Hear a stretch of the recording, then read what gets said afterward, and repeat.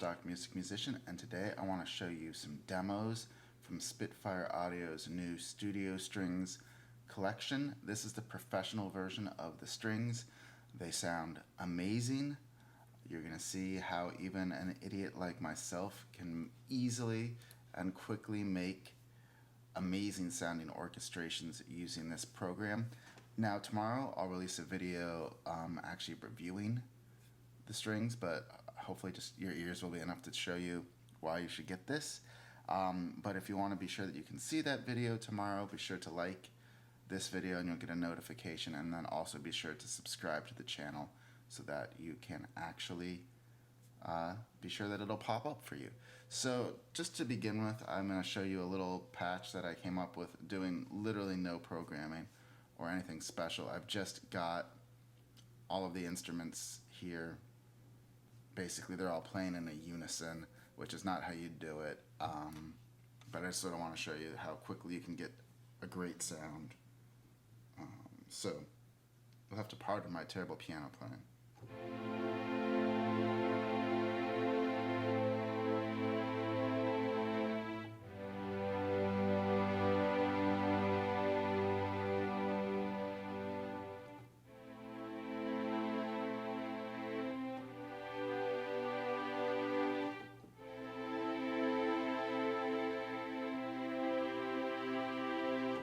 So yeah, it sounds absolutely incredible, and that's with me being unable to play the piano and not do the legato type things I should do, or having enough fingers to really control the dynamics or the vibrato. But what I found with this is that the programming is, you don't need too much programming to make it sound real. It's super responsive, it feels like an instrument, and it plays really well, especially if you can clean up the MIDI in your DAW.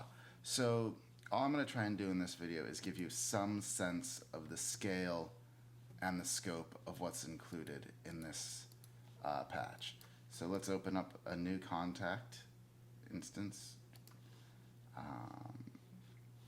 Let's just go to Session Strings Professional.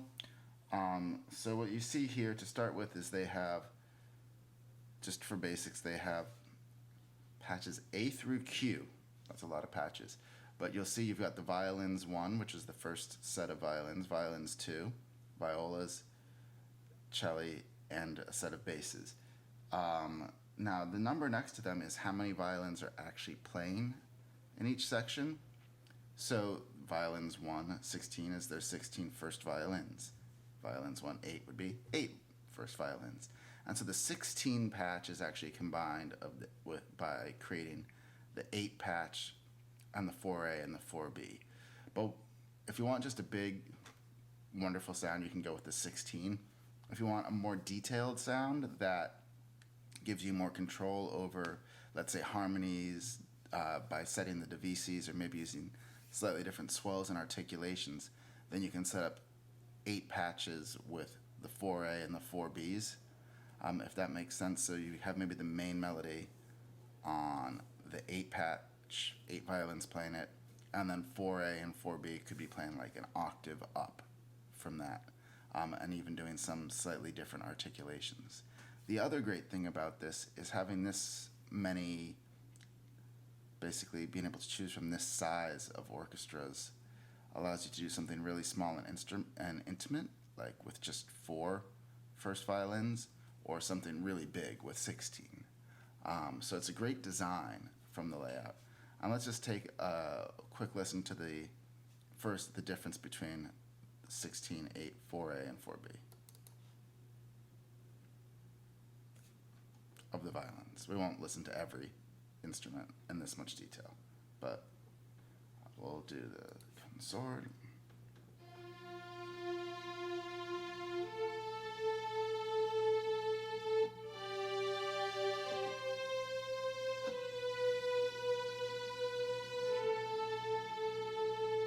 Now you'll notice the patch is still even loading. These are big patches, and this is a huge download. I think it was at least 200 gigs to download. Most of the patches come in at least half a gig of RAM when they're active. So we don't have all the detail probably still loaded in, but hear a fair amount of it.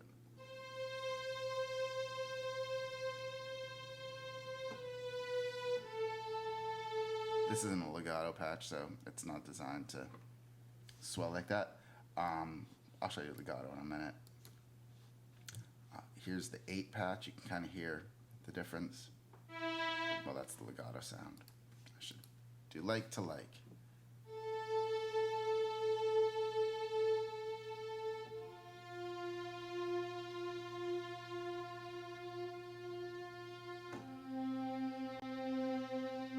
So that seems much more intimate and maybe a slightly more mournful tone compared to the full 16.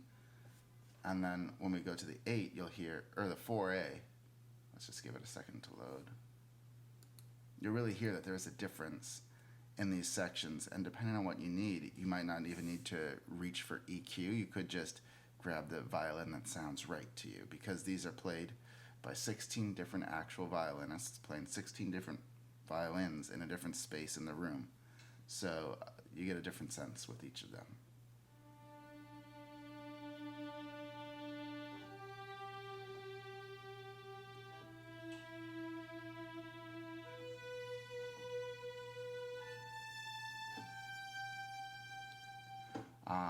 There it sounds a little thinner, but also a little higher, maybe a little more shrill. And okay, I have no idea why it beeped at me. And you'll notice that the 4A, 4B, and 8 all sound different, and they're mixed together to make 16. So 16 is going to be more efficient from a hard drive or from a RAM performance perspective, because it's going to have it all kind of bundled together, and it often gives you a good result. But I've been most happy with actually this more stripped down sounds and building it up by yourself, because it just gives you a little more control. But 16 also sounds really good.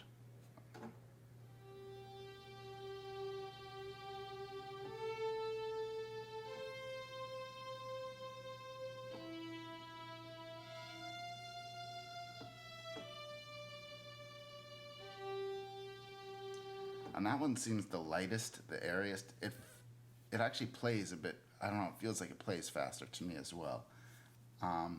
So that's just sort of a sense of how each of these violins, there's a wide variety of tone.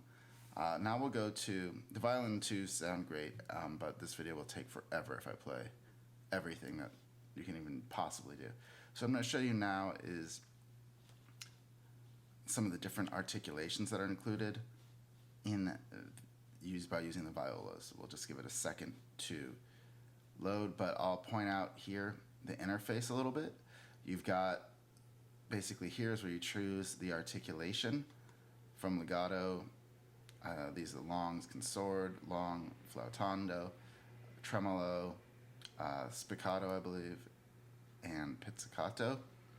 Here you can do, there's a bunch of mics that you can adjust, and we'll do that behind the scenes later. But if you just want a closer, far sense, you can adjust it there.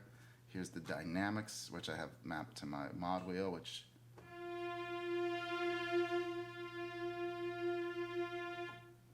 sort of is volume, but it's different than that. You can map reverb or vibrato.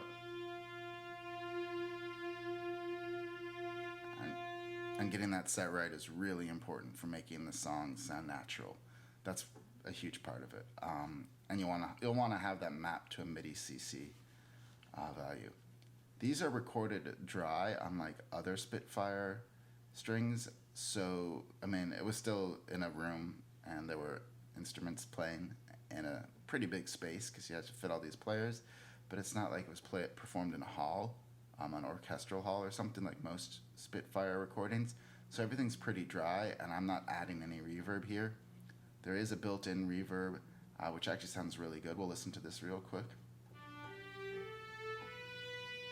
This is with the default.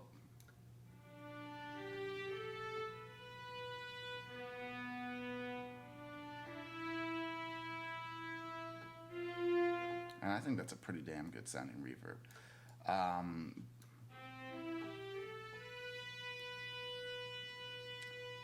and then expression just controls the volume. So this is the legato patch. I'm not really good enough to play it well live. When I record, what I'll do is I'll play everything, and then I will basically clean up the MIDI so that it legatos properly where I want it to. So my apologies for that.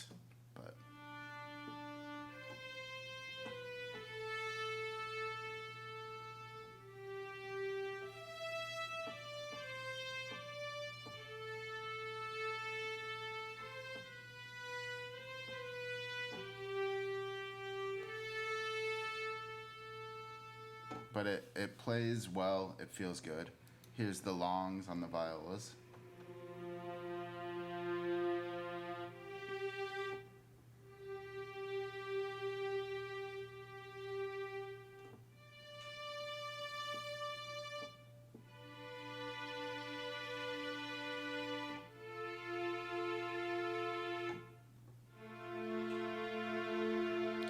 You really need to use the dynamics to get them to sound right, and they will sound very realistic if you do.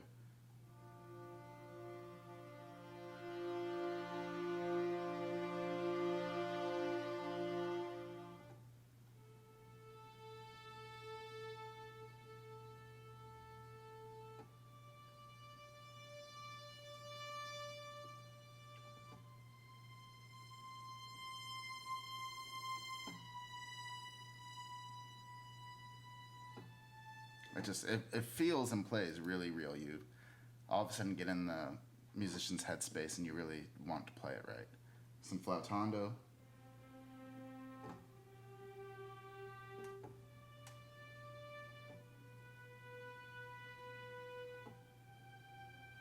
Of course, tremolo. You cannot go wrong with the tremolos.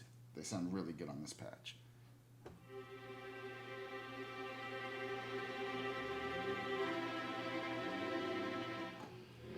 That just sounds like the action is ready to start. Spiccato.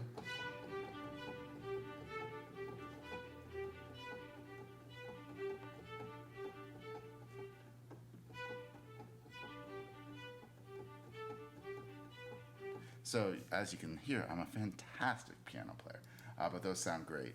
And then the spiccatos, or the pizzicatos, are also really...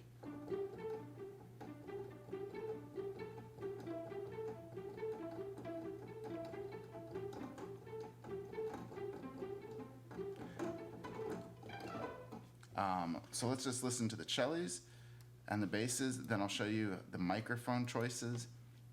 I'll show you the vast universe of advanced techniques and mixes and alternate patches and stuff. Let me tell you, the professional pack is huge. It may be more than you need. You can go to their website and check everything out. What I'll do is I think one of the main things that the stereo pack or the professional pack includes is a lot more microphone choices, and I'll show you why those are awesome, but I'll also show you kind of what they would sound like in the regular pack by just, they've got the stereo mixes here.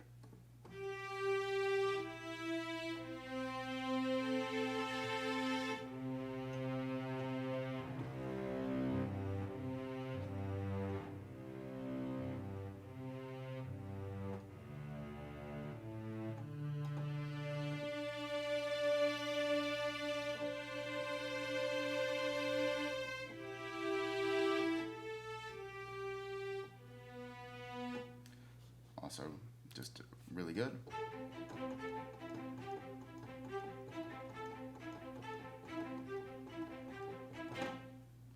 And of course,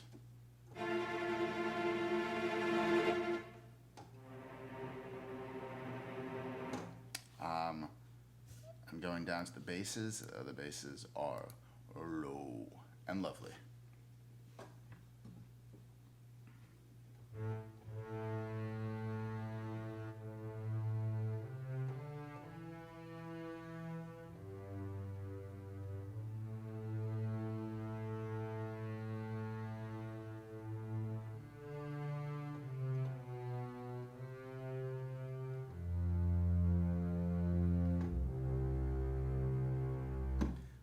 They just beg to be played. All right, so now let's rotate. Oh, did I just close it? No, thank God. Okay, let's rotate to the microphone options. Not here. This is the contact plate I want. Okay, so the way Spitfire works is you basically have 3 windows here, and the first one controls basically it's an overview. You can choose the articulations, get a close mix, control the parameters. But if you click on this wrench here, you have a lot more control. So you've got all the articulations here you can choose from. And they also have these little, I guess there might even be pieces of RAM. But basically, if you click on them, it will unload the patch from your RAM. So you're not wasting memory keeping it in your computer. So, right. Which, can be really helpful.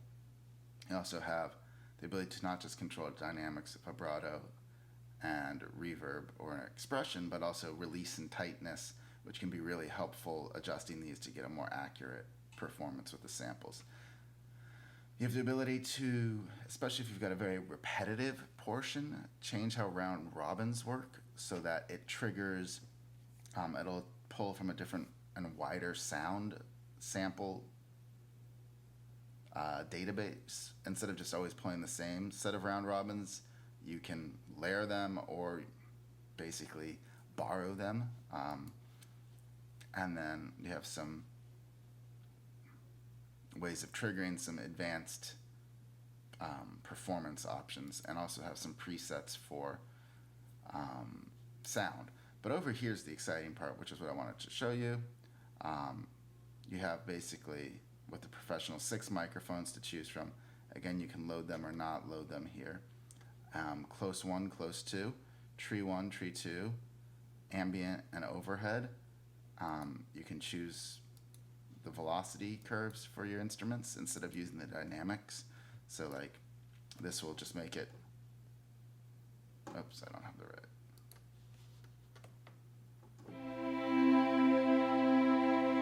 You see how that made it swell? So it'll just do it automatically by default.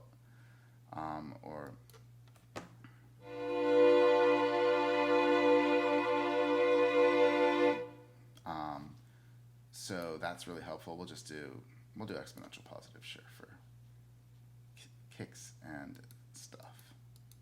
Go away. Stop. Sometimes the help bubble can be a little too helpful. So you've got the microphones here, and this is with all of them on. I'll just play the same thing with all of them so you can hear.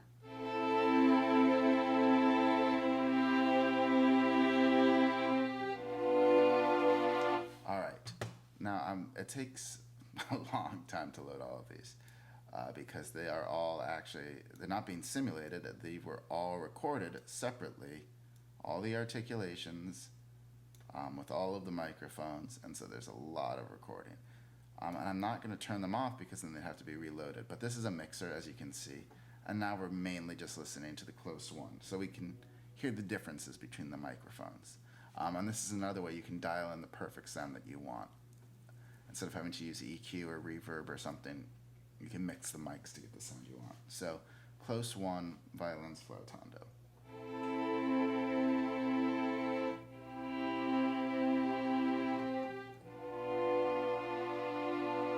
It's dull, you can kind of have almost that proximity effect. It's bassy.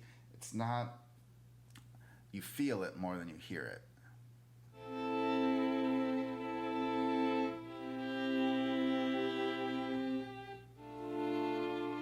There you hear so much the bow, the attack of the bow and the actual contact of it.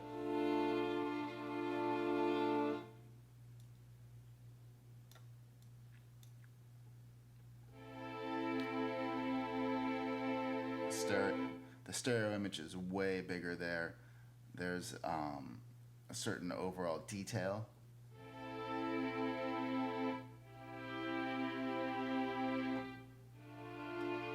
And let's just show how it can combine with like mic 1 to give different types of detail.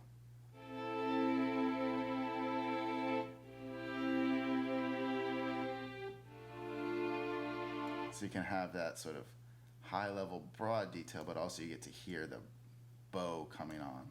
Tree 2 in contrast.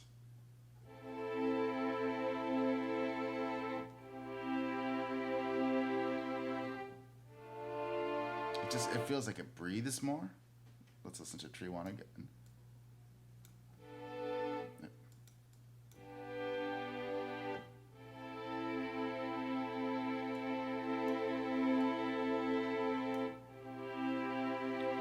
Yeah, I feel like there's more air in it.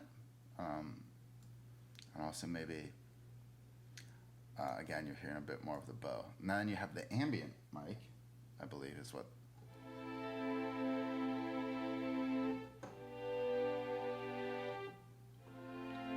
I think if I was playing the same thing over and over again, I'd get better at playing it, but I don't. So this is really, it's got, when I let it go, it has a long tail to it, actually. You might not be able to hear it super well, but it's there. And then also, it's sort of just indistinct in a good way. And so let's listen to Tree 1 and ambient mixed in.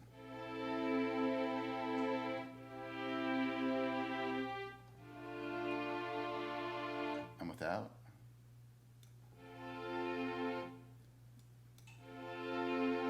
It's just way fuller. And then we also have the overheads, which give just a very different sound.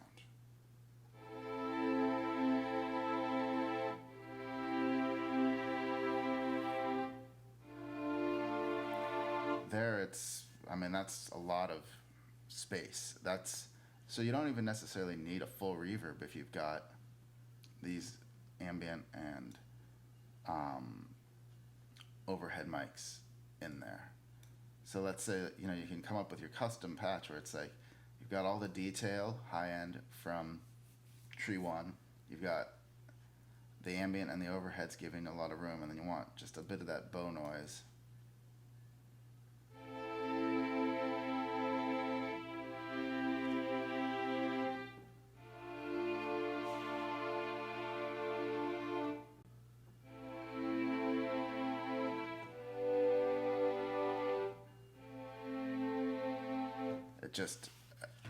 It's really powerful and really incredible what they've been able to do. And if you just spend a little bit of time with it, this is something I haven't talked about, but it feels natural, even though I'm not a string player. I mostly play guitar and bass, and just like a Strat feels different from a Les Paul, and if you're a player and have played even a little bit, it'll take you like 30 seconds to adjust, but it's a natural adjustment that you make, and they express themselves in different ways. That's how these instruments feel, that's how the articulations feel, and that's sort of how the mixes of the sound feels. They play like an instrument with their own characteristics, and they invite you in to play them that way. So something I'm going to show you real quick.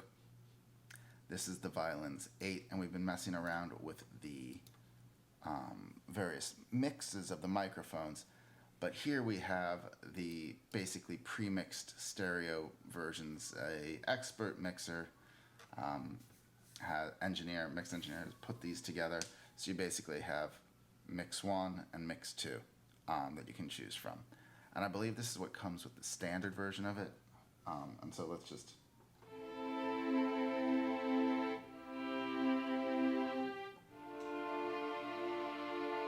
and that still sounds incredible. And let's see what mix 2 sounds like for a contrast. Let's let it load. That's only fair.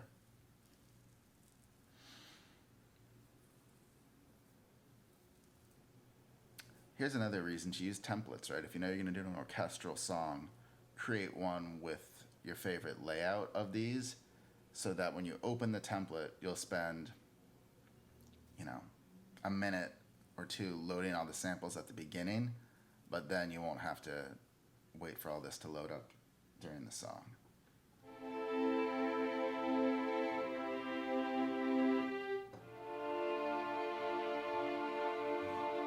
It also sounds really good.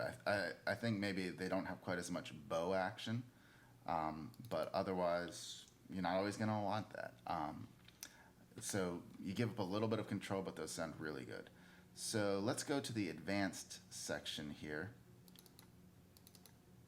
And you've got 4 different things here. Extended techniques. So the core techniques are basically everything we've been doing. And then if you go to decorative techniques, this is where things start to get cool. And these are available for the smaller sections. They're not available for the big 16, but you can just combine the decorative techniques if you need them. The effects only seem to be for the largest subsection, if that makes sense. So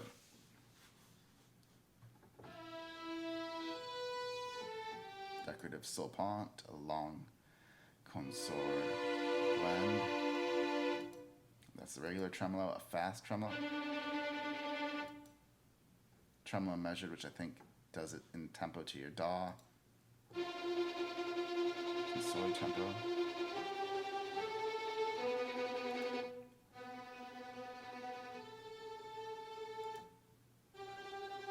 All sorts of tempo, tremolo, basically.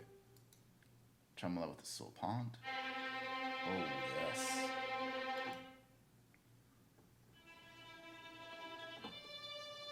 And then trills.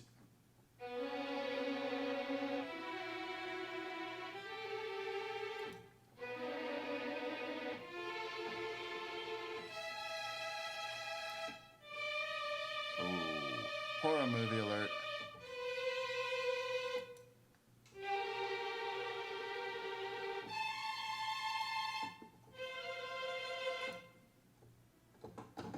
Probably can't hear the hairpins coming through, and I can't either, but that's probably because I don't have the keyboard showing where they actually are. Alright, those are very quiet, and I'm sure they won't come through. And I don't want to mess up the mix, so I'm not going to turn things up. You also have all sorts of effects for each of these, which would be things like grace notes,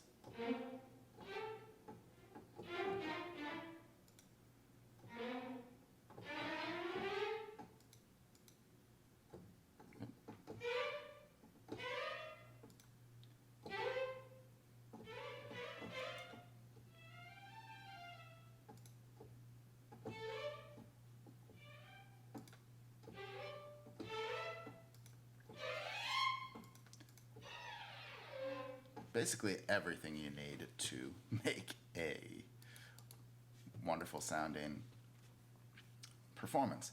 You also have these individual articulations. So you notice here you get to choose all the different patches and they all get loaded up. But let's say you knew that you just wanted like a Legato CS violin. You can just load it up and it's going to be a little more lightweight.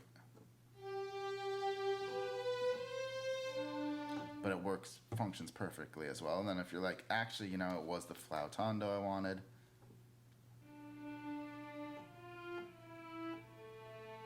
So this is a way of saving some processing power. You've got the legato techniques, and that's about it. So I hope